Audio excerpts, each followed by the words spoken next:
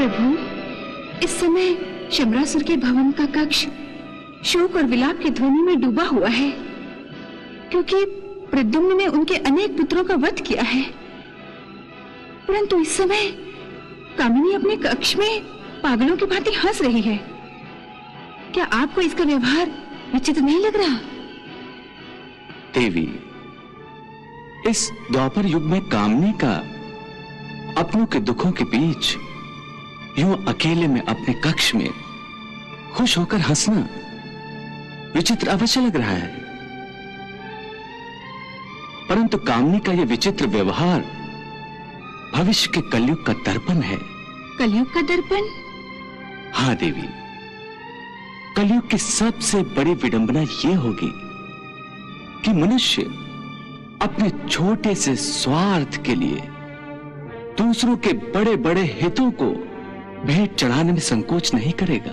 परंतु प्रद्युम्न ने जिनका वध किया है वो तो कामिनी के अपने देवर थे, उसके पति के भाई थे। फिर दूसरों के हित को भेंट चढ़ाने का प्रश्न कहाँ उठता है? देवी, कलयुग में भाई भी भाई का नहीं होगा, और तो और संतान भी अपने माता पिता की नहीं होगी। मनुष्य केवल अपने और अपने बेटों बच्चों के घेरे में सीमित हो जाएगा। बाकी सब उसके लिए पराये हो जाएंगे। अर्थात अपने भी पराये हो जाएंगे? हाँ, और कलयुग का यही दर्पण कामनी दिखा रही है। इस समय वो इसलिए खुश नहीं हो रही है कि उसके शत्रु का संहार हुआ है।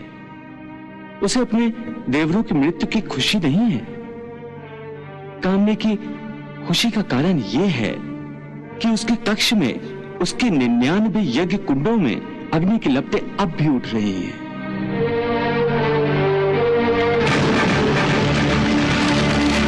जो इस बात का प्रमाण है कि उसका अपना सुहाग कुंभकेतु जीवित है।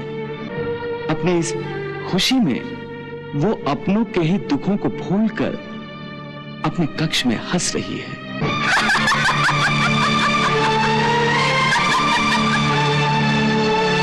भगवान, कामिनी का ये दुर्व्यवहार कुछ अच्छा नहीं लग रहा है मुझे। देवी, अरे ये तो कुछ भी नहीं है। कलयुग में मनुष्य की विचारधारा इससे भी गिरी हुई होगी। मनुष्य दूसरों के दुख में अपना सुख ढूंढेगा।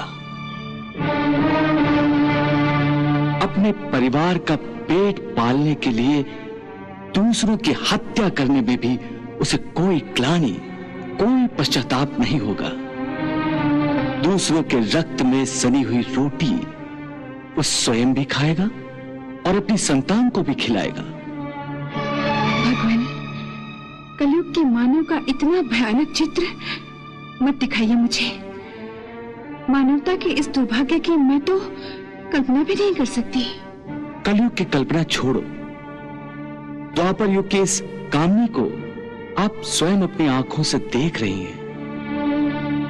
वो अपने स्वार्थ में ये भूल गई है कि स्वार्थ प्रवृत्ति के कारण उसका पुण्य शून्य होने जा रहा है।